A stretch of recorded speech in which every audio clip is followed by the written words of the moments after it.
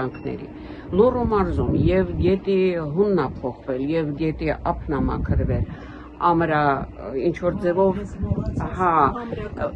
ամրագրել են ինչ են արել չգիտեմ ամրացրել են բայց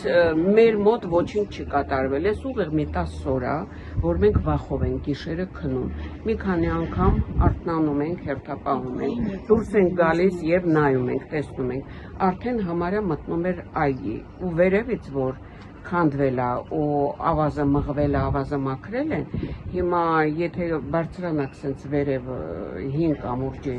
մոտ որը քանդվել է տարել է ջուրը ընդեղից արդեն անցք կա մեծ որ ջուրը կարա ուղիղ ձևով մտնի ու ոչ թե այն կողմից գա այլ նորից այս կողմից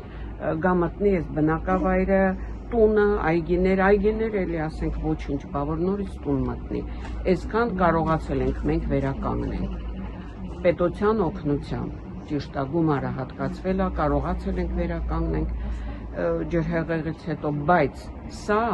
ապահովագրություն չի էլի միջև այս գետի ափերը չկարգավորվեն մենք չենք կարող գիշերը հանգիստ քնել ապահովագրված լինի որ նորից չի կրկնվի